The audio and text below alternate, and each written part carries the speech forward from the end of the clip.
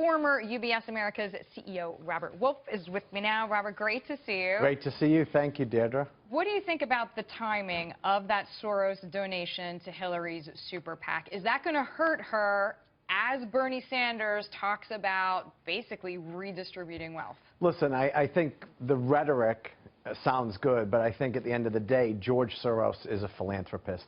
He's a staunch Democrat, and he has a family office. I don't think Wall Street regulation impacts him at all. The guy has already made it. So when I look at this, I see... So in other words, you see him as an outlier. You say, listen, he's more than 80 years old.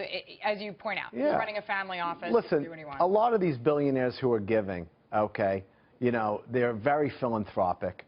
The regulation doesn't move the needle on a lot of what they do.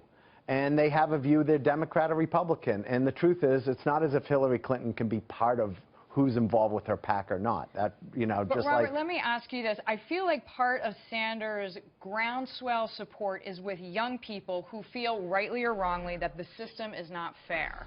And so I feel like maybe this doesn't really help her in a state. I mean, we were watching some of my colleagues on the ground there. There's tons of students, whether it's University of Iowa, whether it's Iowa State. I mean, young people seem to want to believe in Sanders. Yeah, there's no question he is doing a great job resonating with the young vote, resonating with the anti-Wall Street. But I think at the end of the day, we should be clear. You know, there's a comparison going around that this could be, you know, like a Barack Obama election. It's not. Bernie Sanders is no Barack Obama, and we won't have 250,000 people voting in Iowa tonight on the Democratic Party. So I think that, you know, from my perspective, we should just separate. I think Bernie has a narrative that resonates with a slice of the Democratic Party.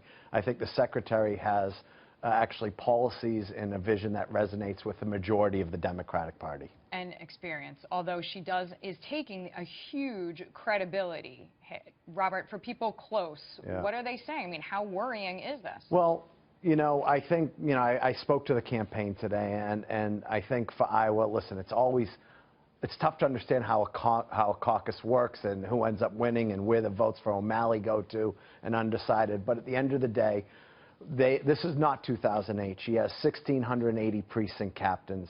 They have an incredible ground field operations of over 8,000 people.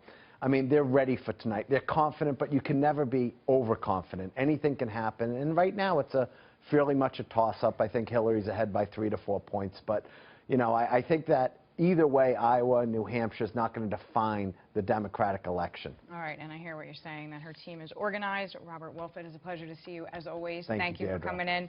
Robert Wolf joining me there.